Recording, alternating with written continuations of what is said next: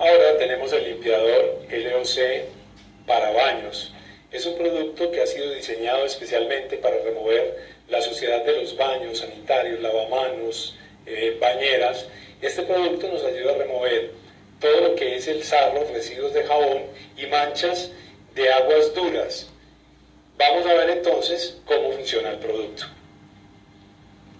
Aquí vamos a llenar la botella rociadora hasta 3 en 1 con agua y vamos a agregar producto hasta 500 mililitros, o sea, hasta el cuellito, hasta esta parte. De aquí de esta dilución que estamos haciendo nos van a salir 4 botellas de producto preparado. Este producto lo vamos a manejar por aspersión y el rendimiento realmente es muy eficiente. Homogeneizamos la mezcla y procedemos a aplicar el producto.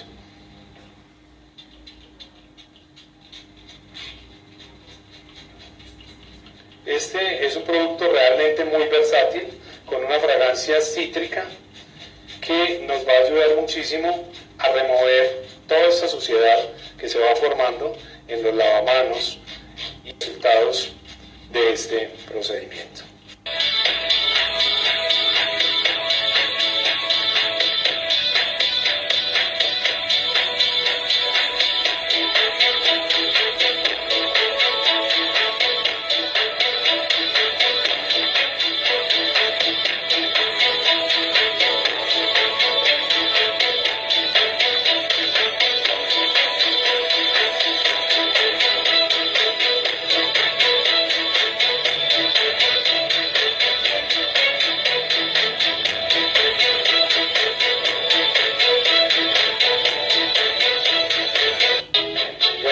Ya el producto LOC para baños ha estado en acción unos minutos. Vamos a proceder a remover con un paño.